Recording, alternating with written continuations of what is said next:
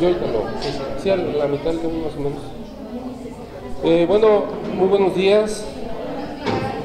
Pues antes que todo, felicidades a todos ustedes por este día de San Valentín, día de amor y la amistad. Es un doble esfuerzo que hacen ustedes, ¿verdad?, por asistir también el día de hoy.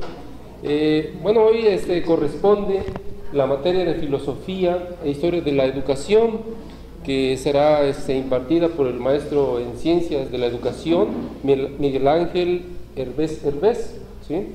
Es importante mencionarles que con esta materia iniciamos hoy lo que sería el tercer cuatrimestre ya de la especialidad de la maestría en Ciencias de la Educación y la Comunicación, ¿sí? Y bueno, pues los dejo con ustedes. Adelante. Muy buenos días, maestros. Felicidades con nuestro lado. La materia es Filosofía e Historia de la Educación. Van a ver que es bastante polémica y como no ha variado, por fortuna en algunos casos y por desgracia en otros casos, la manera del enfoque educativo y el trasfondo de las normas educativas. Sí, vamos a ver la pugna entre la teoría y la práctica, las cosas que se buscan en la teoría, las cosas que se dan en la práctica, y el objetivo es dar una breve panorámica de cómo han sido las diversas corrientes a través del tiempo y de las culturas en el sistema educativo, tanto oficial como no oficialmente. Sí, la filosofía de la educación. La educación que ha sido y que sigue siendo, me pueden contrariar y todo, pueden participar maestros. La educación es política. Cada sexenio en México vivimos cambios políticos nacionales y foráneos, normativas que se dan en el país y normativas que vienen del Fondo Monetario Internacional, del Banco Mundial, de la ONU, que dictaminan qué se va a ver y qué no se va a ver. Hay veces que hemos visto que están desfasados, que no cubren los requisitos que tienen que cubrir y que cada día hemos ido a peor, por desgracia, los sistemas educativos mundiales. En vez de fomentar la cultura, se ha fomentado en no estudiar, la pérdida de valores. Sí, están inmersos en la globalización, pero ¿qué supone estar inmersos en la globalización? Lo vamos a ver más adelante con las nuevas doctrinas educativas. Es religión también, la religión es una manera de educar. Estamos en un país laico donde se aceptan todo tipo de religión, pero condicionados mayoritariamente por el catolicismo, que todavía sigue dictaminando algunas pautas. No sé si ustedes vayan a la misa los domingos o entre semana. Si son católicos, a lo mejor no son católicos, y me dicen, más. Pero es religioso. Es económica, la educación es económica. Si no se tienen los recursos, no se pueden implementar programas o no puede uno asistir, por ejemplo, a la maestría, cursos, ir a otro país, consultar cosas u obtener becas. Es elitista, donde se maneja que los países latinoeuropeos y latinoamericanos no es elitista como los anglosajones, como Inglaterra y Estados Unidos, que solo las ciertas élites económicas, deportivas o políticas pueden llegar. Si es elitista, porque por desgracia no llegamos a todos los ámbitos. Pueden decir, maestro, está equivocado. Hay lugares que no tienen escuelas, hay lugares que no se les brinda la educación de acorde a como debe de ser, y hay escuelas que a pesar de tener todo, marginan a algunos de sus estudiantes, y la sociedad marginamos a algunos de nuestros estudiantes y compañeros. O sea, si estamos en una élite nosotros, al brindarnos una maestría, comparado con otra población. Claro, podrán decir ustedes, maestro, hay muchos que no quieren estudiar. También estamos en lo cierto, hay mucha gente que no se ha querido preparar, por eso la educación es elitista. Vamos creando grupos, aunque no sea con el afán de burlarse de los demás o de pisotear a los demás, de ir mejorando. Es también por desgracia, una cuna para formar sociedades a favor de un sistema, en contra de un sistema, buscar cómo garantizar la paz y el dominio de otras personas. Es comercial, la educación es comercial, necesita la educación para comerciar. Hoy en día, ¿qué se busca? Educación online, las nuevas plataformas, y es un tipo de comercio en este sistema de la globalización. Aquí se dividen en varios temas, desde la cultura, en la educación, en la antigüedad, del Renacimiento a Kant, la época contemporánea, el positivismo social, que a lo mejor dirán ustedes, ya lo hemos superado, pero vamos a ver que no, y espero que no me linchen, porque el positivismo se supone que el documento es lo valioso, y se supone que era la ley y el orden. Hoy prevalece orden y progreso, una ley y un orden. Sabemos que muchas veces los que ejecutan la ley están equivocados, pero prevalecemos en eso y prevalecemos. Si no hay documento, no tiene validez, aunque tenga los conocimientos y los medios y los métodos, porque pueden decir, bueno, yo no estudié o estudié hasta tercer año, y pueden ser mejores pedagogos o didactas como maestros que personas que han terminado 20, 30 doctorados, pero lo que para el mercado globalizador funciona es el documento como primer requisito. Después ya hay otros filtros. Por eso dije que nos ha acabado el positivismo. Tenemos la filosofía de la acción, el pragmatismo y el instrumentalismo, aplicado a finales del siglo XIX en Estados Unidos, que luego se da por todo el mundo y en Europa. Y vamos a ver que tenía como finalidad, dado que se da en la escuela de Chicago, tener un país poderoso, que era la formación de los Estados Unidos de Norteamérica, y cómo escondieron esa formación con doctrinas educativas. Y qué bueno, porque se ha progresado a través de ellas y se han aplicado en las escuelas de todo el mundo y han funcionado. Y tenemos la nueva educación y las reformas sociales y escolares en Europa contemporánea, y también lo que les decía ahora, la educación en la globalización. Bien, hasta hace poco todos los sistemas educativos occidentales nos basábamos en la antigua Grecia como principio cultural. Hoy en día hemos visto que más allá atrás hubo varias culturas elevadas educativamente. La primera de ellas, la India. Antes se decía que quedaba muy lejos la India para los países occidentales, y que cómo va a basarse en una educación que buscaba, como todas las en la antigüedad, la perfección. Pero, como lo tienen ahí en la lámina, ciertas castas dominaban, y los primeros que dominaban eran los sacerdotes. ¿Por qué los sacerdotes empezaron a dominar? Porque eran los que primero analizaron la naturaleza, veían cómo funcionaba, veían la necesidad de comerciar y veían la necesidad de tener un dominio sobre los demás pueblos. Todo esto comenzó con la agricultura, cuando se dejó de depender de la supervivencia humana, porque antes había que ir a cazar y recolectar y cuidarse de otras especies. El ser humano poco a poco fue avanzando, encuentra en el fuego la primera dinámica cultural, la hace valer. De ahí la religión, algún listo agarra y dice, bueno, vamos a hacer que la gente teme los fenómenos naturales, y de ahí tenerlo sometido y repartir las riquezas y los productos de comida. Y con el invento de algo importante que se está perdiendo, que es la escritura, empezaron a dominar más y a dejar paso en este planeta a las huellas que iba a tener cada cultura. Bien, pero como todo, tiene sus pros y sus contras. Como ponen, la casta de los parias queda fuera, queda excluida. Entonces ya ahí hay un elitismo. No todos pueden acceder a la educación. Ahí viene la contradicción. Si buscamos la perfección y tenemos que ser amables con todo el mundo, ¿por qué cierto sector se queda fuera de ese sistema educativo?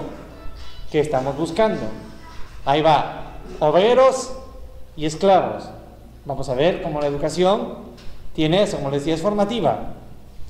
Y sobre todo la escolástica que vamos a ver en la Edad Media viene a dar con eso. Teoría y práctica separados, para que no tengan todo el conocimiento. ¿Por qué? para no llegar a ser jefes. Los últimos 10 años en México se ha vendido la idea, todos pueden ser jefes. ¿Y qué ha pasado? No han dejado llegar a todos altas cúpulas industriales, el crimen organizado se ha hecho cargo de muchas industrias y de mucha política.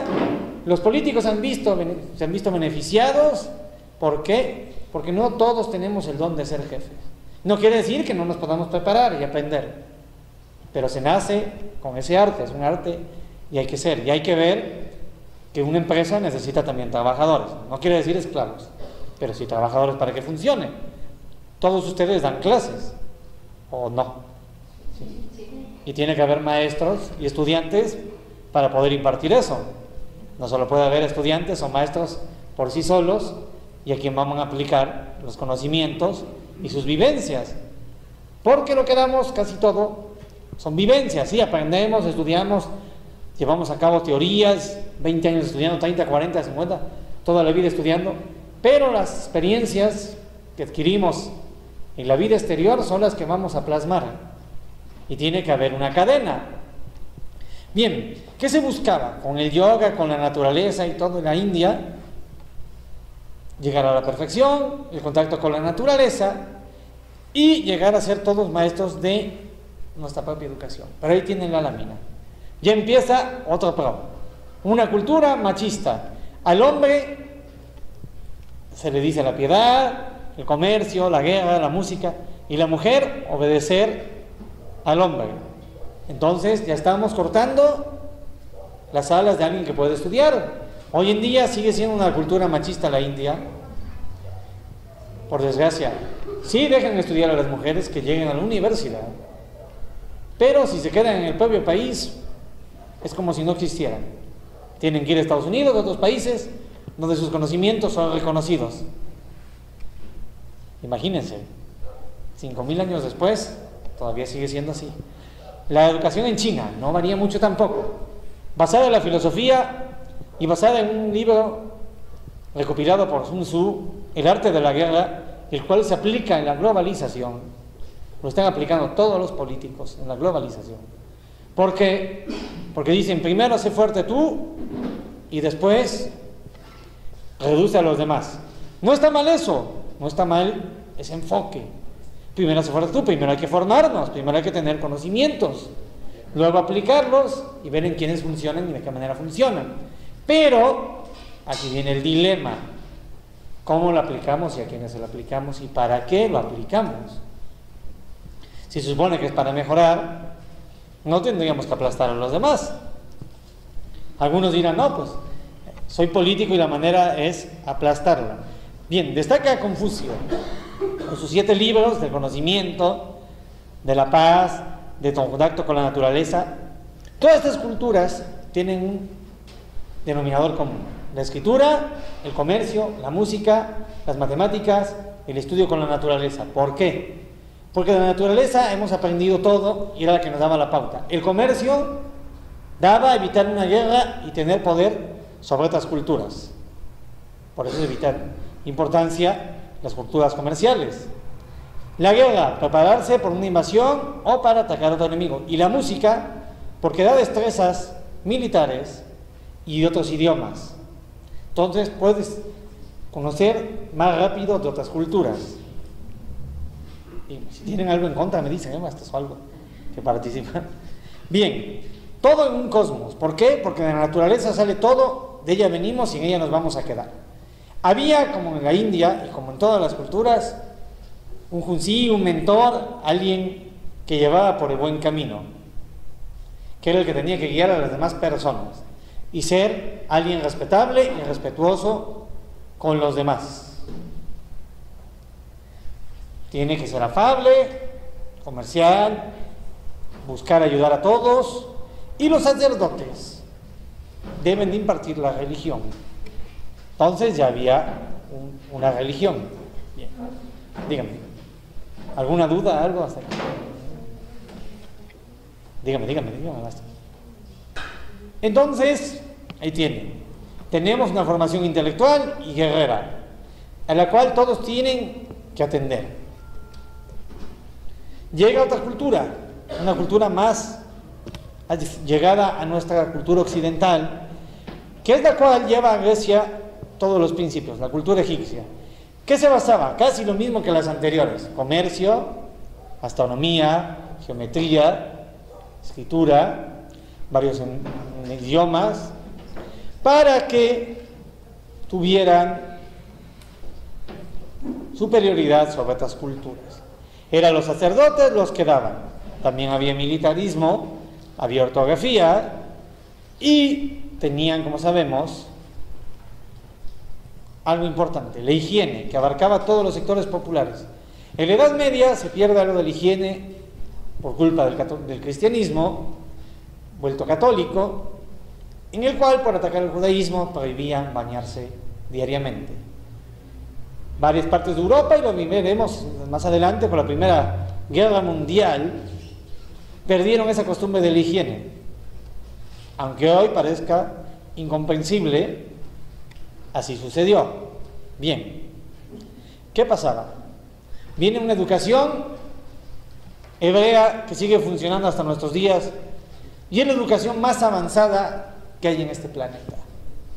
Solo cambiaron una cosa: apostaron por la tecnología, pero siguen con los principios del Antiguo Testamento, que eran: la escuela se organizaba en 3 clases: la migar, que es la de la casa, la mujer cuida al niño de los 0 a los 6 años, la Mishnah y la Gemara de los 6 a los 13, que era cuando un sacerdote o un maestro guía a los estudiantes, y luego la universitaria, casi toda la universitaria. En todas había el sentido teocrático de obedecer a Dios, a Yahvé y a Jehová. Pero ¿qué pasaba? Es una cultura también machista, y se enseñaban destrezas militares. El lenguaje era transmitir la herencia histórica. ¿Alguno de ustedes es judío de origen o profesa la religión? ¿Sí saben la máxima judía o no? Somos el pueblo elegido. Ya desde ahí ellos dicen y manejan algo muy importante, que es: en el lenguaje no se puede omitir algo. El lenguaje se dice completo. Por ejemplo, alguno que se llame Luis de ustedes, aquí le decimos Huicho. Los judíos lo dicen completo, Luis. ¿Por qué? Porque pierde poder. Parecer una chorrada para nosotros los latinos que pierda poder. Decir, bueno, es lo mismo porque se está dirigiendo a la misma persona. Pero no, tienen razón. Desde el lema, desde su principio, somos el pueblo elegido, deja en claro que los demás no contamos para ellos, que van a hacer con nosotros lo que quieran.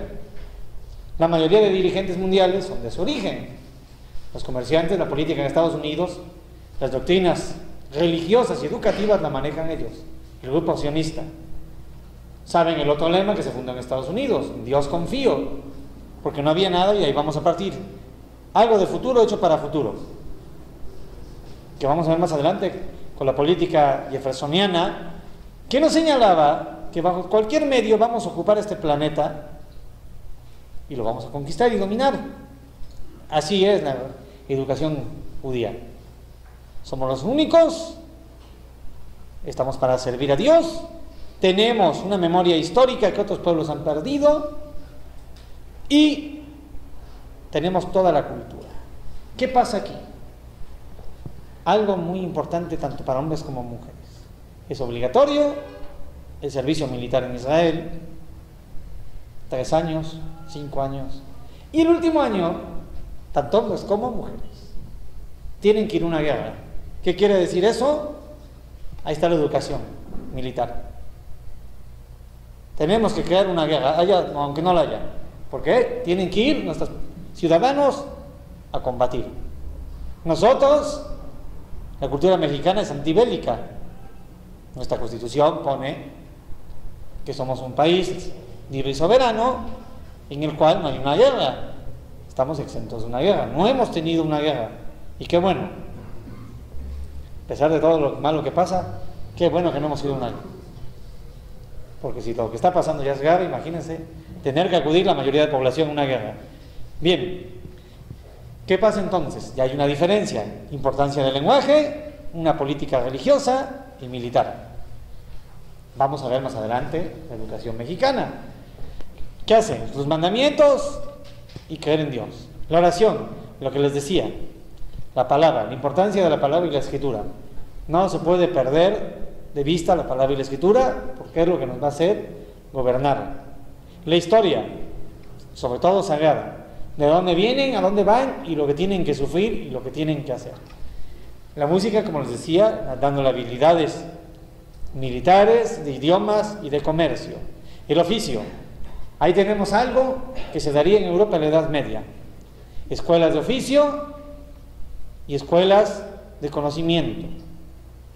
Ya aquí salen los médicos, los carpinteros, los albañiles, los comerciantes, los contadores, los sastres, y empiezan a salir ya en cada rama.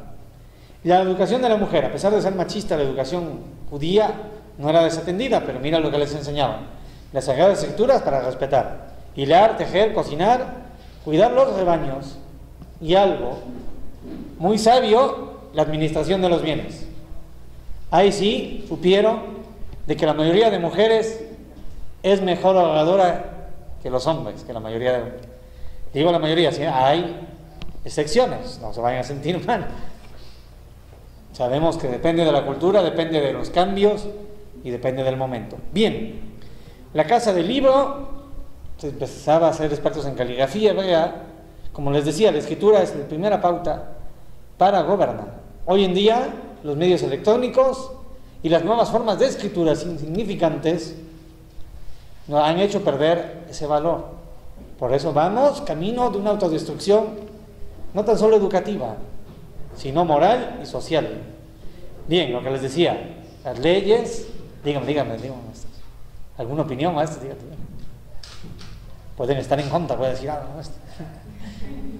Es una sociedad que ya no existe, ¿no? Por desgracia, pleno siglo XXI, como les decía, de 5.000 a 3.000 años después, siguen sucediendo estas cosas. Y en países avanzados. Dijéramos a países que no están avanzados, que no tienen acceso a la educación, podríamos ponerlo así, como algo para luchar y llevar esa educación, pero son los países más avanzados. Bien, ¿qué pasaba después de esto? Como les decía, tanto los judíos como los egipcios la llevan a Grecia, la educación. Y aquí vienen dos divisiones ya de todos conocidos: la educación ateniense, que era la filosófica, y la educación espartana, que era la militar. Bien, ¿qué pasa aquí? La educación ateniense, a pesar de ser filosófica, tenía ciertos criterios elitistas. Gente que nacía con malformaciones era arrojada por un acantilado porque suponía ser un lastre en caso de guerra. No pueden combatir, no pueden ayudar. Entonces, en vez de perder, tenemos que ganar. Aplicación del arte de la guerra. En Esparta sí valoraban el trabajo de las mujeres y la educación. En Atenas no, a pesar de ser filosóficos. Pero ¿qué tenemos? Tenemos, como llegaron varias culturas ahí. El primer libro, el conjunto de las 2 obras, del poeta Homero, la Ilíada y la Odisea. ¿Sí lo han leído o no, maestro? No. O ya no se acuerda. En la primaria, pero ya no se acuerda.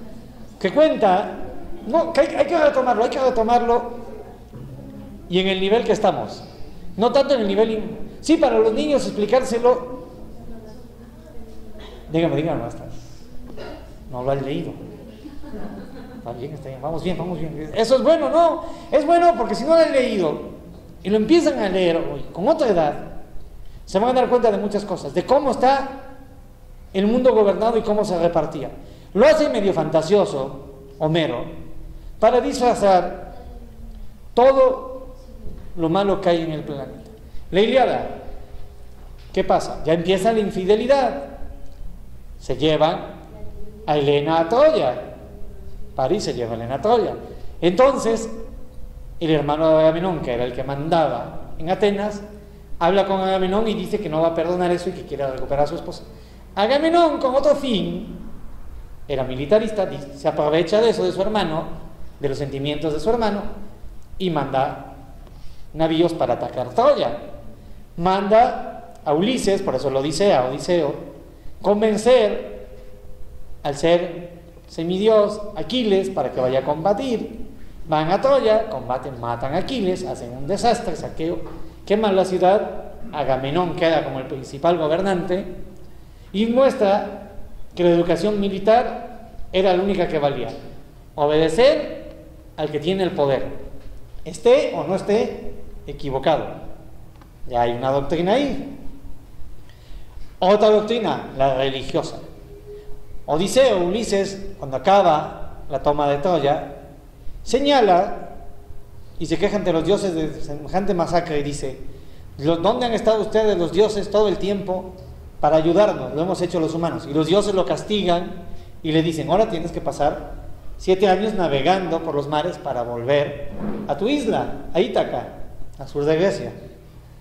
Vemos otra cuestión, la infidelidad, el amor de otras parejas, ya que estamos en el día de amor y la amistad hay que tocar el amor de las parejas, y vemos cómo en el viaje de vuelta Ulises se queda atrapado en diversas islas: la isla del pecado, la isla del tiempo, la isla del comercio, y sortea todos los problemas, pero creyendo en Dios. O sea, no se aparta la religión de la educación. Llega, ve la infidelidad, ve la toma de poder de la isla y ve todos los problemas que hay. Dado que los dioses le permiten ir en su forma o en otra forma, él elige ir de anciano, se da cuenta de varias cosas, se da cuenta de que la naturaleza es tan sabia que es la única capaz de reconocer a la persona, porque nadie se entera de él, menos un anciano y su perro que lo te estaba esperando. Los demás nunca supieron cómo iba envejecido, que era él. Se da cuenta de las tradiciones que hay, se da cuenta de la fidelidad de su esposa. Luego vuelve de joven, vuelve los dioses joven, acaba con el pueblo y vuelve la máxima del respeto. Siempre hay que tener el respeto. Luego, un político mexicano lo ocuparía, Benito Juárez, el respeto al derecho ajeno a la paz, sacado de esos libros y de filósofos latinos que ya lo ocupaban. Díganme. Se busca lo bello, como en todo, la arete, la belleza, la perfección. No variamos. Pero ¿cómo llegar a esa perfección si siempre hay pautas y hay gente que dejamos de lado? Decimos, en Atenas hubo una democracia a la que no todos podían llegar. Saben el caso de Sócrates, que por manejar la verdad y defender la verdad es condenado al destierro o a consumir la cicuta, y él dice: si me voy al destierro como otros militares y otra gente, estoy traicionando a la patria y traicionando mis valores. Primer síntoma de ser ciudadano. Hoy en día se habla: vete por tu credencial de elector para ser ciudadano. No, eso no es ser ciudadano. Se ha perdido lo de ser ciudadano. Ser ciudadano es respetarse y respetar a todos los demás bajo cualquier circunstancia, siempre y cuando no atenten contra uno. Ya cuando atentan contra uno hay que defenderse. Hoy en día se ha perdido mucho eso. Lo vemos en el lenguaje de los jóvenes y de algunas personas que ya ni a sus padres respetan, ni a los maestros. Y muchas veces dicen: maestro, si ganamos más que usted es nuestro trabajador. Me imagino que les ha tocado algo así. O que no hayan querido hacer caso. Maestro, tal, mi papá no me hace caso, o en la casa mando yo, ya mis papás. Se ha perdido mucho eso. Hace 20 años eso era impensable. Primero, a los hijos no se les pasaba por la cabeza hacer eso. Y segundo, a los padres no perdían el control. ¿Qué nos da esta obra literaria? Eso, no pierdan el control, pero siempre sean justos y nunca equivoquen el camino.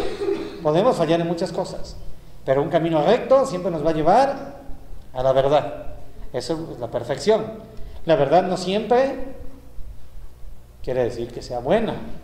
Puede ser mala, puede haber malos resultados malos. Bien, entonces, ¿qué hacía? Los bélicos, estos espartanos, reconocían a la mujer, los atenienses no.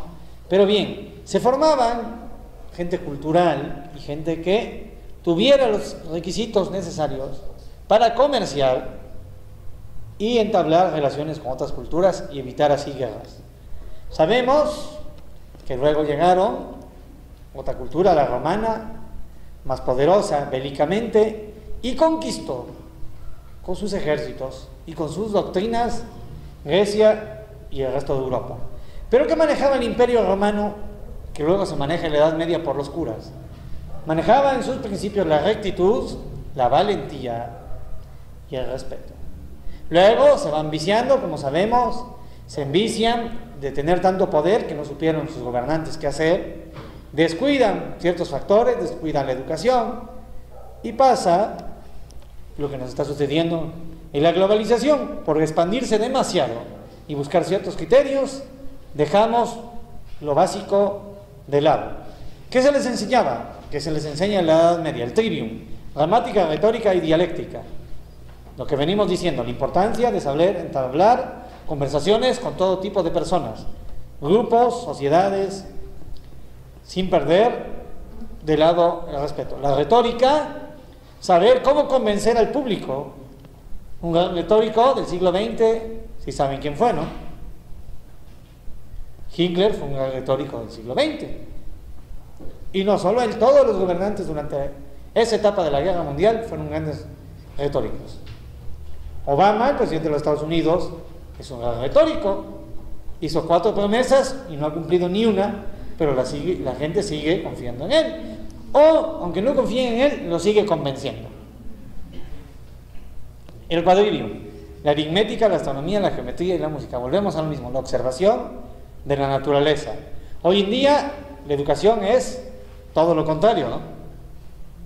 La naturaleza ya no importa. Ciertas culturas y grupos quieren de nuevo recuperar eso con las ciudades inteligentes, las ciudades autosuficientes, pero es una minoría. Bien, decimos, la Edad Media, ¿qué pasó? Ya con el Imperio Romano en auge y luego con su posterior decaimiento, se dan estos valores, se pierde, llega la cultura judía y la cultura musulmana, y hay ciertos avances en la geometría, en la matemática, con la implementación del uso del cero y de algunas letras en el abecedario. Hubo cierto avance. Se terminan estancando porque se envicia, el entorno envicia, eso lo decía Rousseau, lo vamos a ver más adelante, y llegan otras culturas que por desgracia llamadas bárbaras, pero que estaban muy adelantadas en el comercio y fueron pegando poco a poco su cultura hasta que de nuevo se estancaron. Y tiene que haber un renacimiento. ¿Pero por qué hay un renacimiento? Porque se empieza a ver nuevos sistemas comerciales, nuevas máquinas, y necesitan gente que las ocupe. Entonces ya los oficios y las universidades hechas en la Edad Media, en el año 1100, en Europa, tienen que plasmar ese conocimiento y tener gente que las aplique. Empiezan las primeras dialécticas, las primeras didácticas educativas. Sobre todo los curas, y sobre todo en Italia y en Francia. Y en España con la corte de Alfonso X, el sabio, y los 12 discípulos sabios que tenía de todas las culturas, que luego con la persecución de los judíos y musulmanes se acaba estancando. Como decimos, cuando atenta contra algo, atentaba contra el sistema escolástico que había, son perseguidos.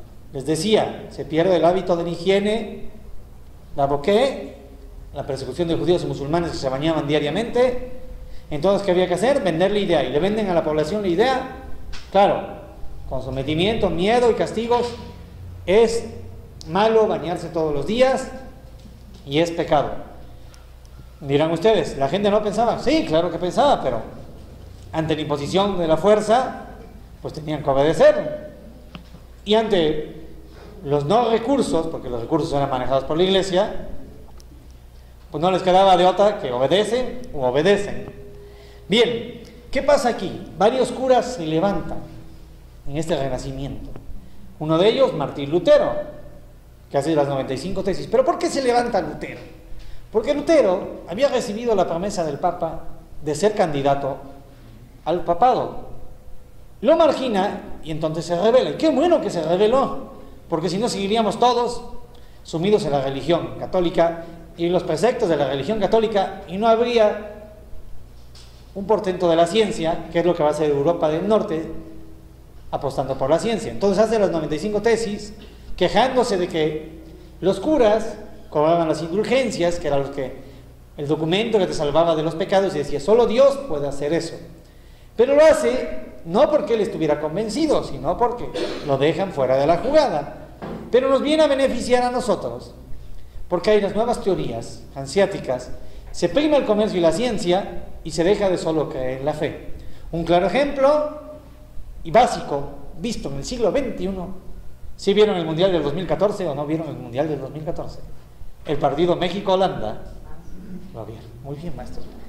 Vieron cuando hay el penal, y es un claro ejemplo de la diferencia de culturas que hay. Que Marco Fabián, católico, se pone a rezar para que fallara el penalti. Y el holandés, frío, llega, lo tira, gol, se acabó. Ciencia contra religión. Creen en algo que puede llegar a pasar por la fe y en algo que tienes que hacer. Tengo que tirarlo y tengo que meterlo. Es mi obligación. Es la diferencia cultural. Gracias a Lutero, las culturas de Europa del Norte y de Europa Central tienen esta visión. No quiere decir que no sean religiosas. Son religiosas y la mayoría son católicas. Pero con esa diferencia de apostar por la ciencia y no solamente por la fe. Los españoles trajeron a América y a los lugares donde estuvieron la fe. Claro, ¿qué iban a traer? Unas y mandaron gente sin estudios con ellos. Y la gente con estudios dijo, pues de aquí soy y no voy a darles a todos estos, voy a dominar para que no se me levanten, muestro el poder que hizo Cortés hundiendo los barcos. Dice, ahora se fijan, están aquí, para eso vinieron y están bajo mis órdenes. Y Cortés era formado, un militar formado, o sea, tenía educación. La mayoría de la gente que venía con él de segunda no. Claro, los mandatarios sí, porque traía navegantes, traía capitanes que sí. Y de aquí dijeron, pues ante tanta riqueza, de aquí somos. Dijeron, ahí está la educación. ¿Quiénes se forman en quién? Unos simples trabajadores que venían a trabajar. Y hay un chistes que hoy en día prevalecen, y sobre todo en América, de los gallegos que son estúpidos y los vascos que eran los comerciantes. Los vascos dijeron, pues yo que me voy a fregar aquí a trabajar el campo, si hay gente y viene gente, pues trabajen estos, yo voy a ser el industrial. Y ahí se ven. Diversa educación, similar, pero dado con ciertos toques. En un lugar, educación de subsistencia, hay que trabajar el campo para que puedas comer, y en otra la visión, pues si tengo gente que lo haga, yo comercio, hago pactos, evito un conflicto con otra gente, crezco yo, y los demás los tengo sometidos. Y contentos, porque van a estar contentos porque tienen que sobrevivir. Evito usar la tortura y la violencia. Bien, aparece Vives, Juan Luis Vives, el gran pedagogo y el primer pedagogo, que dice que hay que ir a lo concreto y de la individualización. Lo que decíamos con el caso del penal. Lo tengo que hacer y lo tengo que hacer y tengo que ver lo concreto. Tengo que ver qué hay aquí y qué puedo probar. Miguel Servet, el que descubre lo de la circulación de la sangre, por atentar contra la religión católica es condenado a la hoguera. ¡Qué desgracia! Alguien que descubre algo tan importante, condenado. ¿Pero por qué? Porque atentaba a los curas, que era lo que decían, que solo Dios era capaz de estudiar el cuerpo humano y estudiar y conocer toda la inteligencia y tener todo el poder. Bien, ¿qué hacía? Vives dijo que había que hacer ejercicios corporales como en la antigua Grecia, en el antiguo Egipto, en China, en la India, porque esto activa la circulación y hace que el cerebro esté más adecuado a recibir información y procesarla. Hoy en día se ha recuperado eso, que bueno, que se trabaje con los niños, con los jóvenes, de esa manera, dinámicas, juegos, salir al parque, salir a jugar a las canchitas, los deportes, pero estamos muy rezagados todavía, y lo hemos visto, y sobre todo en el estado de Veracruz, que se supone que el deporte debería de primar, y prima la teoría y los anuncios del gobierno, pero en la realidad es todo lo contrario. Volvemos a lo mismo, no le des a la gente todas las habilidades para que no se rebelen. Y ya, si tenemos que la mayoría de la población juvenil, que es la que debe de pensar, está inmersa en las nuevas tecnologías, pero solo para jugar, ya se les facilitó un camino. Se les facilita el otro, ya la gente no quiere hacer deporte y ejercicio, 2 caminos facilitados. No se quieren formar, 3. ¿Para qué? Les metemos temor, hacemos esto y tienen que hacernos caso, quieran o no quieran. Bien, ¿qué hace Vives? Algo importante. Previene de los talentos, de precipitarse a ver talento. Sí, a lo mejor un niño a los 2, 3 años tiene cierto talento. Vimos que Mozart tuvo cierto talento para componer música. Vemos que luego Einstein, hasta los casi 60 años, tuvo el talento de la teoría de la relatividad. Y es lo que decía Vives. A lo mejor a los 5 años tienes un talento, a los 10 ya lo perdiste, a los 15 puedes ser un genio pintando, a los 18 te dejó de gustar la pintura y perdiste ese talento. Decían, no, ciertas etapas hay que cubrirlas y ver ciertos talentos a cada etapa, pero no hacer hincapié, este tiene talento, este no. Momento, a lo mejor esta persona tenía talento a los 5 años y esta persona lo va a desarrollar a los 20 y no va a ser en la misma actividad. No podemos siempre hacer todo, podemos llegar a hacer todo, pero no tener ese talento. Por ejemplo, las estrellas deportivas, la mayoría son analfabetas. ¿Por qué? Porque su cerebro, el talento está ocupado en una función deportiva. Los futbolistas, a lo mejor en correr, en patear, en desmarcarse, los nadadores en nadar, y al hablar, los ponen a hablar y son incapaces de hablar. Por eso se debate hoy en día cómo, y no por ser deportista, sino por no estar formado, cómo alguien como Cuauhtémoc Blanco, a pesar de jalar mucha gente, lo postulan para candidato de alcalde, si no tiene la formación, ya no digamos política, dejémoslo, la formación educativa para poder llevar a cabo las cosas. No quiere decir que el carisma lo tiene y lo pueden obedecer más gente que a un político o que a alguien que tenga estudios, pero sabemos que también entran factores administrativos, y si no tiene la educación ni el talento para llevar eso, ¿a dónde van a llevar todo eso? A un fracaso, efectivamente. Y como tiene un carácter fuerte, no se va a dejar manipular y ahí va a haber un choque. Ahí viene lo que decía, precipitada de talentos. Puedes tener un talento en una cosa y en otras no. Montaigne, otro cura francés, que hace la historia de Roldán, los cantos de Roldán, cuando pierden los romanos contra los árabes y se van de ahí. ¿Qué hace? Repudia la erudición. Los curas era estudiar, todo sacado de sus libros y tener mayor conocimiento teórico. Eran los curas. Hay un libro que les recomiendo de Umberto Eco, que es En el nombre de la rosa, que también hay una película, donde se muestra que los curas eran los únicos que tenían el conocimiento y no cualquiera, y que por eso envenenaban a los curas que querían tener el conocimiento. Es una historia basada en la realidad. La enmascaran, pero Umberto Eco, que trabaja para el Vaticano, pues tuvo opción de hacer eso. El Vaticano mismo lo manda a hacer eso para que digan, pues en cierta etapa de la Edad Media se hacía esto. Hoy en día la Iglesia Católica es diferente. Claro, tienen que ir mejorando y tienen que mostrar el dominio. Por eso hoy en día hay un Papa que es latinoamericano, a llegar a las masas latinoamericanas porque sabe cómo piensan y actúan, pero no ha contribuido a mejorar las cosas. Pueden analizarlo. Entonces, en esta novela, Montaigne también, muchos años antes de Umberto Eco, ataca la erudición y la escolástica. No todo es religión, no todo el conocimiento se da en un convento, sino que hay que buscarlo también fuera de ahí, en la naturaleza, con ciertas actividades, que se deja vacía la razón. O sea, no hacemos individuos pensantes. Está pasando hoy en día con el internet. ¿Dónde queda el razonamiento? Nos llegan millones de noticias y la mayoría de personas no saben razonar. Hoy en día, por las nuevas leyes, los canales ponen a programación sujeta a menores de 15 años, a menores de 18. Nos estorba verlo. Me preguntaban personas, ¿por qué lo ponen? Digo, porque ya es una ley y lo están poniendo obligatoriamente. Y no porque sea obligatoriamente, sino para cuando llegue una recesión y una represión, digan, momento, yo actué de acuerdo a algo escrito en la Constitución.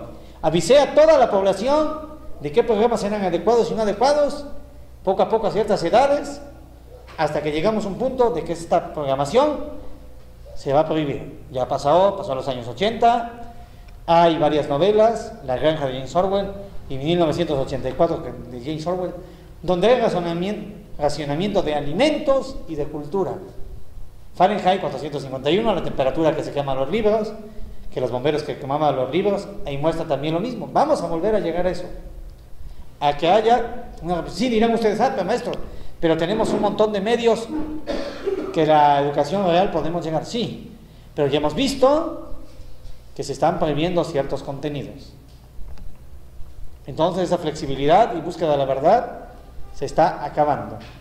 Llegan otros, llega Descartes, a pesar de ser ultracatólico, tiene que luchar en Holanda, y el frío lo hace pensar, luchar a temperaturas bajo cero, lo hace reflexionar que ya estamos aquí, y hace el método cartesiano que todos conocemos, y engloba todo en un método. Hay un método matemático que nos sirve para todo, y es cierto, la mayoría de educación son letras y números, es matemática, que no la vemos así, que no se nos enseña así, no se nos enseña la aplicación para la cual debemos ocuparla, porque nos sirve para toda la vida. Y vemos que ciertos campesinos, comerciantes, pescadores, les aplican sin tener que haber ido a la escuela. ¿Por qué? Porque tienen el contacto con la naturaleza y la necesidad de comerciar, o sea, nos llevan una ventaja. Nosotros las aprendemos trigonometría, aritmética, aprendimos con Baldor, y muchas veces se nos hizo pesado a entenderlo. Por lo mismo, porque no se nos enseñaba la aplicación inmediata y las futuras aplicaciones que iba a tener esto. Si se nos llegara a enseñar, en Israel se les sigue enseñando, a los países eslavos se les sigue enseñando, y se les prohíbe el uso de la calculadora. Imagínense la habilidad matemática, todas las operaciones que tienen que hacer sin uso de las calculadoras. Nosotros ya con la calculadora y ya con el celular hoy en día, los chamacos ya están ahí, ya no quieren ni razonar las matemáticas básicas. Bien, haces un método, engloba todo en el método, y todo en que Dios nos provee de todo y la naturaleza. John Locke, un británico que apostó por la ciencia. Nada existe en nuestra mente que no tenga su origen en los sentidos. Sí, es algo limitante, pero deja de lado la fe. A ver, si no puedo comprobar esto, a ver, si aviento una botella y la rompo, puedo comprobar que si aviento una botella contra una piedra, la voy a romper. O le aviento una piedra a una botella, puedo comprobar que en ciertos casos la voy a romper, en ciertos casos no, porque no siempre sale igual el experimento. Pero entonces hay una ciencia, ya hay unas hipótesis y hay unas variables, controlables y no controlables, dependientes e independientes, que demuestran que la ciencia no es pura, ni es exacta, ni las sociales, ni las naturales, no hay nada exacto. Hemos visto que aunque llueva, por ejemplo, digan, esto, pero si llueve, cae agua. No siempre cae agua, hay veces que cae hielo, hay veces que cae granizo, hay veces que ya cae nieve, hay veces que llueve en cierto sentido, cierta cantidad, hay lluvias de arena, entonces no es siempre igual. Bien, entonces todo tenemos que percibirlo por los sentidos. Eso es el positivismo también. Y cierto que hoy en día, a pesar de tener todo el internet y eso, seguimos confiando en los sentidos. Si no lo podemos apreciar por los sentidos, no es válido para nosotros. Claro, hacemos una máxima en contra de la educación japonesa que decía, si cae un árbol a 200 kilómetros donde está, ¿hace ruido o no hace ruido? No lo podemos percibir. Pero, y ese es el método educativo televisivo, internauta, que aunque no lo podamos percibir, va a llegar a nosotros si confiamos en él. Se mató cierto actor, 1000 kilómetros a lo mejor de distancia nuestra, ya nos llega y ya lo andamos divulgando. Subió el petróleo, no nos dedicamos al petróleo, no vemos el barril de petróleo, pero ahí tenemos la información y nos guiamos por ella, y la economía se guía por ella.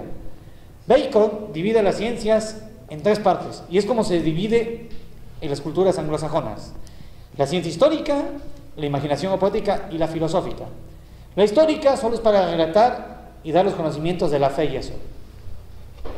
Hay history e history, se define diferente en Estados Unidos y en Gran Bretaña. Entonces, una cosa es los relatos que nosotros sacamos, que es lo literario, la imaginación, y lo otro las pruebas que tenemos de lo que ha pasado. Y la ciencia de la razón filosófica, que es la educativa, y es la válida por la cual nos debemos de guiar para obtener el conocimiento. Llega Comenio, Juan Amos Comenio, un filósofo, cura también, que es considerado como el gran educador y pedagogo de la edad moderna. ¿Y por qué? Porque es el primero que se plantea la educación para todos. Había ciegos, sordos, hay mudos, hay gente que no sabe escribir, hay gente que no sabe leer, Entonces, ¿cómo le vamos a enseñar? Hace libros, con dibujos, con sistema baile, con la escritura, con sonidos, y así se enseña a todo tipo de público. Deja de ser elitista la educación. Decíamos que es elitista por ciertos factores, no solo raciales, sino de ciertas discapacidades o ciertas capacidades que tienen algunas personas y ciertos enfoques. Hoy en día se busca que la educación sea global y no haya esa dispersión, pero no se nos prepara para llevarla a cabo. ¿Quién de ustedes ha aprendido el lenguaje de sordomudos? A ninguno se le ha enseñado, ¿no? Y ninguno nos hemos preocupado de aprenderlo, por desgracia, porque no lo ocupamos. Personas que tuvimos otras culturas donde sí primaba cierto número de personas con esa discapacidad, aprendimos, pero se va olvidando, como cualquier idioma, a no ocuparlo en el ámbito donde nos manejamos, donde nos movemos. Entonces, la educación es parcial. ¿Por qué? Porque a pesar de aprender todo, ahí estaba la contra de la erudición, no vamos a ocupar todo y ciertas cosas las vamos a olvidar, aunque las tengamos en el cerebro, porque no las estamos aplicando, ni las vamos a aplicar. Por eso, los ciertos sectores de que años atrás un maestro daba todas las materias en todos los niveles, vimos que también no es bueno eso, pero hacía que uno tuviera que estudiar más. Hoy en día se ha perdido eso, pero qué bueno que se ha perdido la especialización en ese sentido y se busca la especialización en otros sentidos. Por eso las maestrías y los doctorados, que buscan englobar ciertos conocimientos, ciertas actividades, ciertas actitudes, para lograr despertar la didáctica y la aplicación en todos los sectores. Bien, nunca termina la educación para Comenio. Y para los nuevos filósofos y nuevos educadores, la educación siempre está vigente. Para nosotros no debe terminar la educación, aunque no estemos en una maestría y un doctorado, pero que ni inmersos en dar clases. Podemos dedicarnos a ser abogados, a ser pintores, a ser mecánicos, pero la educación sigue vigente. Va a cambiar la pintura, van a cambiar las llantas, van a cambiar las herramientas para cambiar esas llantas, esa pintura, esas puertas, para ser abogado, los litigios, va a cambiar todo, la sociedad va cambiando y van cambiando sus pautas. Aunque en muchas ocasiones, y lo hemos visto en la sociedad actual, se deforme, pero va cambiando. No todo cambio es bueno, ni todo cambio es malo. Bien, la hace igual, la educación Comenio, la plantea igual que la educación judía, y es la básica que manejamos nosotros. La materna de los 0 a los 6 años, aunque ahorita ya hay guarderías y la mayoría de personas manda a sus hijos a las guarderías. A veces es bueno, hay otros conocimientos y empieza teniendo contacto con otras personas, inquietudes con otras personas, y no se va quedando encerrado solo en un pequeño mundo, va ampliando ese mundo. Quiere decir, a veces es bueno, a veces es malo. El experimento puede salir mal, pero ya estamos con un experimento que se busca que salga bien. La elemental, de los 6 a los 12 años, que es la primaria, la de gimnasio, 12 a los 18, aquí ya se ha perdido mucho. Las culturas europeas sigue habiéndolo. La educación física sí es una materia muy importante, muy rigurosa. Tienen que hacer ejercicios de gimnasia, de fútbol, de baloncesto, de balonmano, de varios deportes. Aquí ya es, juega fucho, juega voleibol, juega básquet, o para muchos maestros ya hace el homenaje y ahí se acabó. Sí, por desgracia, no estamos así activados de esa manera. Y la académica de los 18 a los 24 años, que es lo que se supone que debemos de tener la formación y salir a los 24 años de la universidad para de ahí trabajar un poco, agarrar una maestría y luego un doctorado, porque ya tenemos otra formación y ya empezamos con las ideas fijas, pero ya tenemos todo el trasvase de atrás, todas las teorías de atrás, y ya hemos elegido qué teorías tomar, aplicar y cuáles no. Dígame, maestro, ¿estoy en lo cierto o no? Hoy en día se dice que es muy difícil que personas de más de 40 años cambien de idea. Pues en casos sí, en casos no. A veces no depende de la edad. Depende del entorno y depende de la mentalidad que tenga cada persona. Y de lo que haya vivido. Cada quien aplica sus vivencias, como dije antes, a la realidad y a las personas con las que trabaja. Si se ha aislado, trabaja con pocas personas, trabajará de otra manera que si trabaja con muchas personas. No es lo mismo trabajar con un estudiante que con 1000, que con 10.000, que con 5, que con 30. No es lo mismo que trabajen aquí en Huatusco, que trabajen en Veracruz, que trabajen en el DF, que trabajen en China, en Australia. Es diferente.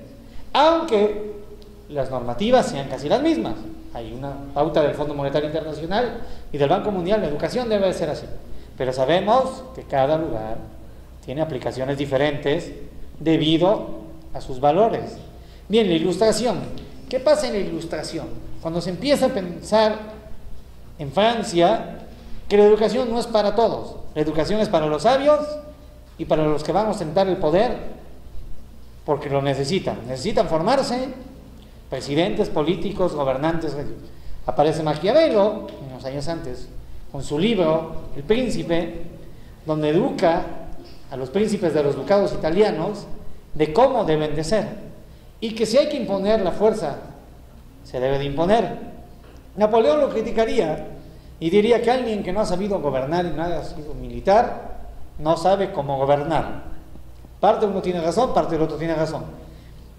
Pero entonces estos pensadores del enciclopedismo que decían que la educación no es para todos, tenían en parte razón, porque no todos estamos capacitados para ser educados, ni para educar a los demás, ni para gobernar. Lo que venía diciendo antes, no toda persona tiene el dogma para ser jefe, el carisma para ser un jefe. Podemos ser jefes, pero vamos a llevar el experimento por otro camino hasta que aprendamos, nos va a salir mal. O nos puede salir bien, porque depende del personal también que elijamos y que nos rodee. Y la mentalidad del personal. A lo mejor es buen jefe y el personal sale malvado y hace todo lo contrario a lo que le diga el jefe, o todo lo que le aconseje el jefe. Bien, Rousseau, ¿qué hace Rousseau? Lo que decíamos antes. Decía Rousseau que el niño nace bueno por naturaleza y que el medio lo pervierte, lo que decíamos antes. Lo que los anteriores pensadores en la antigüedad lo decían. El entorno nos condiciona. Hoy en día la máxima de la globalización es el hombre condiciona al medio. Hemos visto que en ciertos casos sí, pero hemos visto también que cuando la naturaleza vuelve a su cauce, siempre termina ganando y termina en desastre, dado que las obras humanas no son perfectas. ¿Qué hace esto? Rousseau aplica dos máximas. El niño nace bueno por naturaleza y el entorno lo envicia. Pero ¿cómo preguntarse, cómo el entorno lo envicia si todos somos niños? ¿Qué fue lo que pasó para que nos enviciáramos? Algo tuvo que pasar. Entonces, el conocimiento está en nuestro interior. Nuestra mente dictamina lo que vamos a hacer. Dirán ustedes, maestro, puede tener razón o no. La mayoría de asesinos seriales son los más inteligentes que hay en este planeta. El IQ más alto. Entonces dirán ustedes, ¿pero por qué no ocupa la inteligencia para ser bueno? Volvemos. ¿En qué entorno vivieron? Pudieron vivir en un entorno satisfactorio donde gozaban de todos los privilegios y ver a su sociedad como inútil, como idiotas. Y lo ha habido gente que lo ha declarado en estudios. Mis compañeros yo los veía como unos idiotas. Me comportaba de manera adecuada a esa cierta sociedad pactada por ciertos políticos para no verme fuera de esa sociedad. Pero llegó el momento que me cansé y me volví asesino serial y maté a 200, 300 personas porque estoy en contra de este sistema. Ha sucedido. Vuelvo a decir lo mismo. No por estar mejor formados vamos a ser mejores. Hay que ver el camino que elija cada uno. Se busca que sea recto. La perfección se busca que sea por el bien. Pero también hay que ir el camino del mal. Bien, Rousseau manda a sus hijos a un internado. Luego se arrepiente de nunca haber podido cuidar a sus hijos, de no haber vivido lo que había vivido él con sus padres. Imagínense, cómo educar a los hijos y él no los educó. Tremendo, maestros, ya saben, cuiden a sus hijos los que tengan hijos. No los sí, mándelos a escuelas, mándelos a guarderías si no pueden, pero no los descuiden. Síntomas de la globalización es eso, descuiden a los hijos y ahí está el producto que tenemos. Nosotros mismos los hemos educado y hemos hecho que sean así, porque a nosotros, no me dejarán mentir, muchas veces no estaban ni siquiera nuestros padres, ni vivimos con nuestros padres y nos educamos bien. Hicimos cosas malas, malísimas, pésimas, desagradables, que las analizamos hoy y decimos, ¿cómo pude ser tan estúpido? ¿Cómo pude hacer esa locura?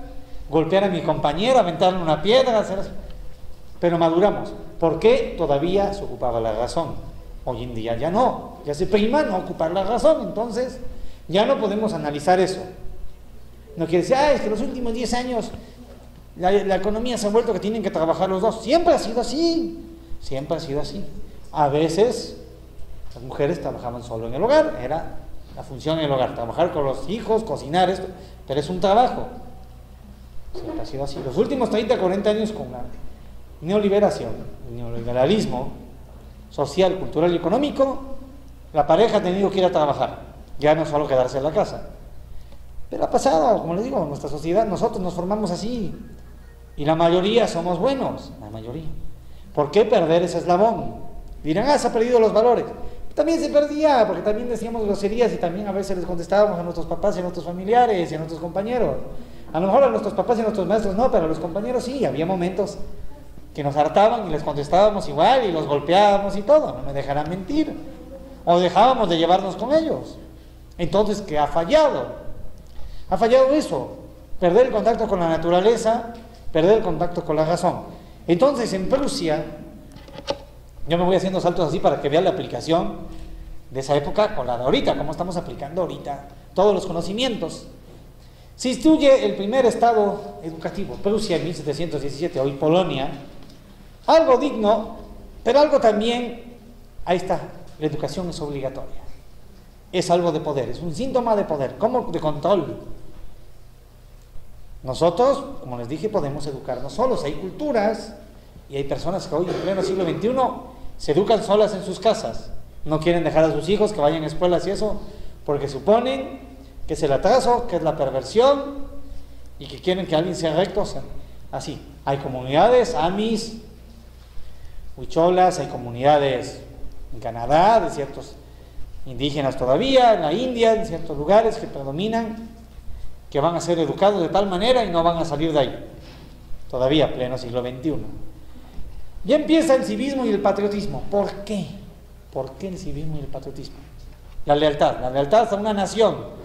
Volvemos a la antigua Grecia y a lo que dijo Alejandro Magno. Hay que tener una patria potestad, una lealtad. México por eso no ha sufrido una guerra, porque en parte no somos patriotas. Sí, se nos educa los lunes en homenaje, esto, pero la verdad no somos patriotas. A la mayoría nos vale. ¿Para qué vamos a hacer esto? Lo contestan los chavos así, y nosotros lo contestábamos también. ¿Para qué hacer un homenaje? ¿Para qué un himno? Si no nos va a hacer mejores. Es la verdad, otras culturas sí es. Son patriotas porque son patriotas y van a ir a una guerra, prepárense para ello. Los germanos, los anglos, ingleses, estadounidenses, los chinos, los rusos. Tarde o temprano vamos a ir a una guerra, entonces hay que ser patriotas, vamos a defender. De esto se da cuenta Napoleón. Napoleón se da cuenta de esto. Y es un gran educador, aunque no parezca. ¿Y por qué? Porque Napoleón provenía de una isla que en territorio francés era mal visto. Es un isleño, viene de tal isla, es un corso.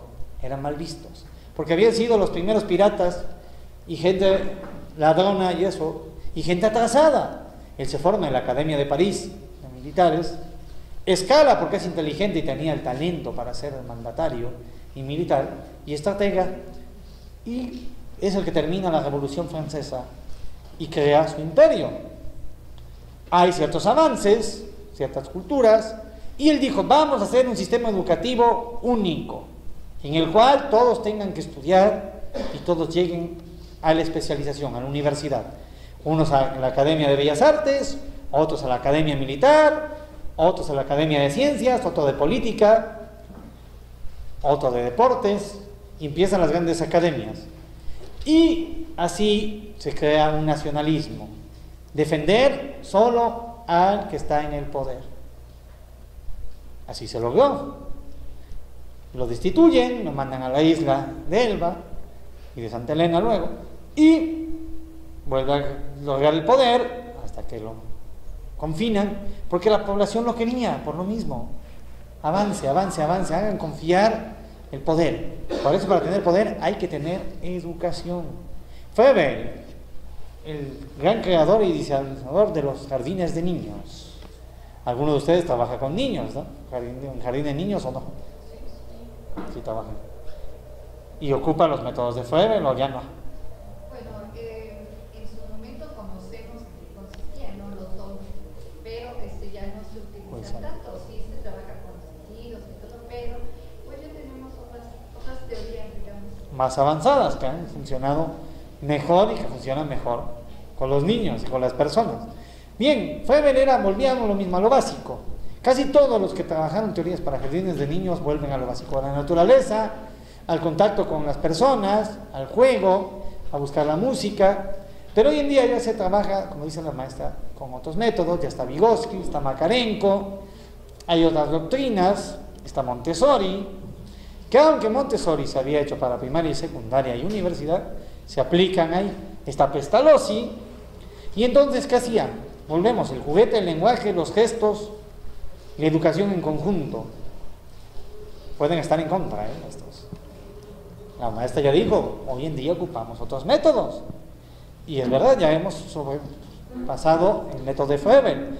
Como todo, los métodos y nosotros nos vamos quedando obsoletos porque las sociedades van siendo diferentes, buscan de otra manera. Ahora ya hay jardines de niños con tabletas, ya son de dedo automático. Sí, pues las necesidades se van adecuando al ámbito educativo. Corea del Sur, ¿qué ha pasado en Corea del Sur? Después de la guerra de Corea, con ayuda de Estados Unidos, se vuelve el país más avanzado en tecnología, poco a poco. Hoy en día es el país más avanzado en tecnología. Y llevan años. Que llegando, van ustedes en el metro, por ejemplo, y tienen que transbordarse una hora, pasarán una hora en metro para llegar a su lugar de origen. Pueden llegar y desde el mismo tren hay para tocar y dicen, yo quiero un café para llegar a la casa. Lo tocan ahí, ya su cuenta bancaria y se lo envían a su casa. Ya lo tienen en su casa cuando llegan. Quiera tal comida, ya lo tienen. Pero ¿qué ha hecho eso? Sí, un avance grandísimo. Pero ha llevado que su propia cultura ya no se lleve con sus propios semejantes. Que no se vean, sí se llevan, pero no se llevan. Por ejemplo, si ustedes están casados, que la pareja, una duerme en un cuarto, la otra duerme en otro cuarto y ni se hablen. A eso ha llevado ese tipo de cultura. Y eso es a lo que nos estamos encaminando hoy en día en los demás países. Hoy en día lo pueden ver, van a un restaurante y una misma familia con 5 iPhones escribiéndose entre ellos en iPhone. ¿O me lo estoy inventando, maestros? ¿No lo han visto? Sí, ¿no? Sí, por desgracia. Eso encaminado. Está bien, si como ahorita están ustedes aquí, tienen amigos en Veracruz y que se quieren ir al Gato del Carnaval, está bien para consultar, estar atendiendo aquí, consultando. Amigo, ¿cómo está el clima allá? Te mandan imágenes, todo, y es tiempo real, ¿ves cómo está? Tiene sus ventajas. La tecnología siempre ha existido y hay que ocuparla para mejorar y para que nos beneficie. Pero ahí viene el problema, que es beneficiarnos. Sí, cuando beneficiarnos es cuando no alteramos nuestro entorno. Ahí estamos alterando nuestro entorno. No es imposible estar así reunidos y hablar entre nosotros. Digo, a lo mejor sí me equivoco y es imposible y por eso ya necesitan los iPhones para estar así y las tabletas. Había que hacer un estudio con los jóvenes de hoy. ¿Por qué se les imposibilita la comunicación oral en automático así? Habría que hacer pues un buen estudio filosófico educativo del siglo XXI. Porque sí, comprendo, tienen un amigo en Australia, lo que decíamos, o quieren viajar aquí de Simple, a Veracruz, cerquitita, 2 horas de aquí. Quieren ir al carnaval, a ver, ¿qué hotel hay? Porque si acaso me quedo, aquí está, tengo 5 amigos, a ver, un amigo ya me dejó su casa, el otro me va a dar de comer, el otro me va a dar de tomar. Sí, se soluciona sin tener que llegar allá.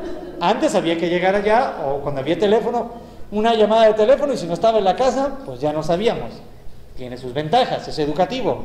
Son teorías educativas aplicadas a la realidad. Porque si lo dejamos en teoría, no nos va a servir. Cualquiera las puede consultar y ahí nos vemos. Tiene que tener su aplicación. Entonces, sí hay cierto nacionalismo, pero hoy en día internautico. No un nacionalismo por la patria, sino un nacionalismo por la tecnología del Internet. Es la lealtad de los jóvenes, la lealtad es con el Internet. ¿O me equivoco, maestros? Pura realidad. ¿Cómo van cambiando los valores? Se va modificando, cómo van cambiando y las aplicaciones. A nosotros nos enseñaron todavía a escribir en cuadernito. Y qué bueno, porque así quedan nuestros recuerdos y queda nuestro paso cultural. Dirán, el papel se va a quemar, se termina estropeando, sí. Y lo digital también. Cuando no hay energía, ¿qué nos va a pasar? Eso es lo que nos están destinando los países poderosos, el Vaticano y los que nos gobiernan. Cuando solo sean unos cuantos los que la tengan, los demás vamos a ser analfabetas. Se han leído Viaje en el Tiempo, La Máquina del Tiempo, o visto las películas, 1000 versiones que hay. Ahí se muestra cómo las culturas más avanzadas van a terminar siendo analfabetas, que ya ni pueden hablar pueden. Cuando se pierda la escritura, tardarán algunos años en que se pierda el habla. Dirán mucho, maestro, está alucinando, ¿no? Así es, y ya se ha visto eso. Por eso la importancia de la filosofía y la historia. No ponerse a decir, bueno, voy a cambiar el mundo. No. La aplicación teórica en la realidad. No quedarse en las aulas, por eso la especialización no se puede quedar en ciertos sectores, sino llevarse a todos. Para que todos tengamos las posibilidades de confrontar, llegar a un acuerdo, negarlo. Por eso les decía, me pueden atacar y decir, maestro, eso no es así, nuestra realidad es de esta manera, nos está engañando. Podría ser, dirían doctores especializados. No estamos aquí para decirles la verdad, sino para que ustedes lleguen a ella. Y los hay doctores que han sido tremendos y han dicho muchas mentiras en sus aulas para ver si la gente quería investigar y conocer. Y como decían ellos, desde que nacemos hasta que morimos somos investigadores, hay que investigar y llegar a nuestros conocimientos y a la aplicación de ellos.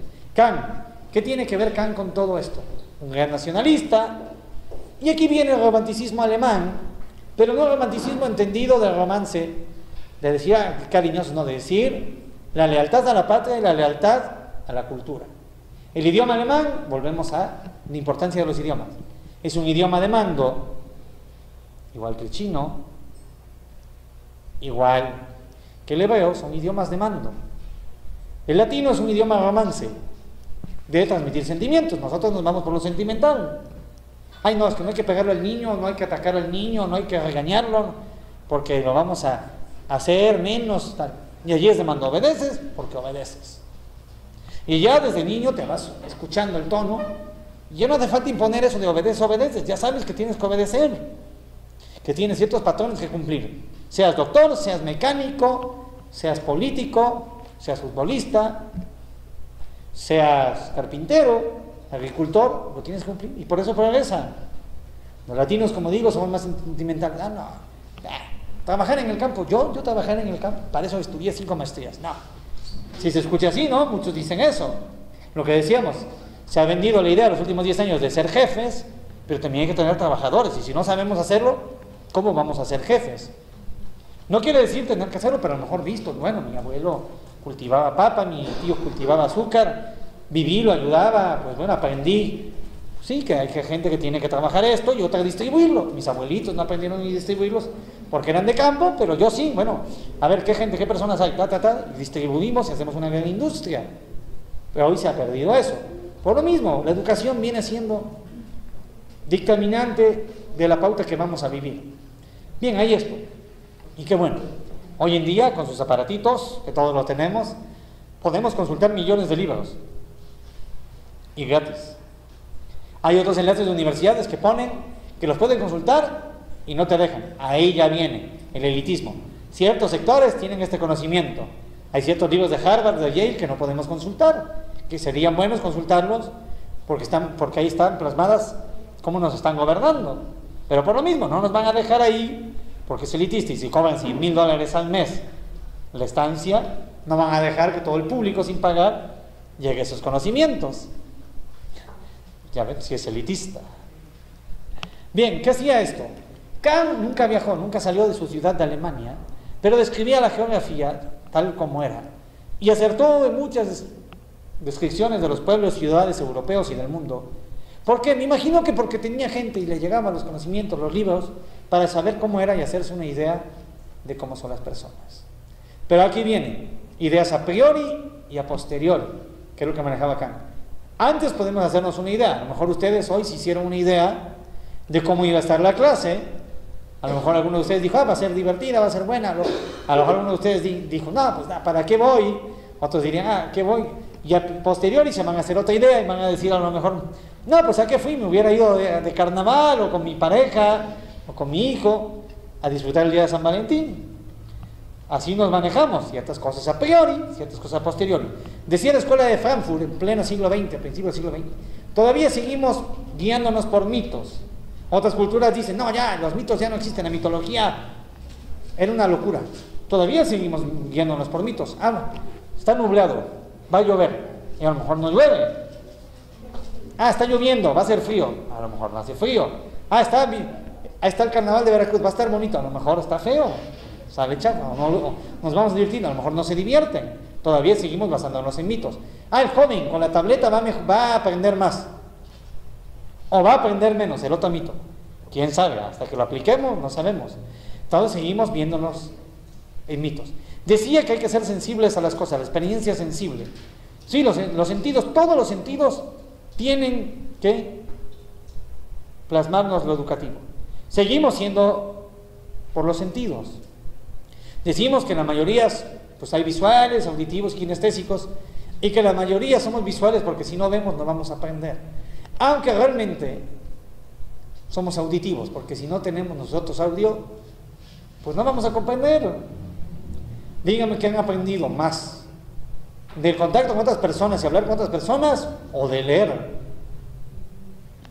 Del contacto con otras personas, la mayoría. Entonces sí somos gente de audio todavía. Hoy en día se busca ser visuales con el internet, ya no importa el audio, aunque lo que más llama la atención de los jóvenes es las cosas con audio. Bien, la educación, ¿qué se hace? A través de la disciplina, volvemos a lo mismo. Los latinos somos indisciplinados. Sí, podemos verlo, tanto europeos como americanos.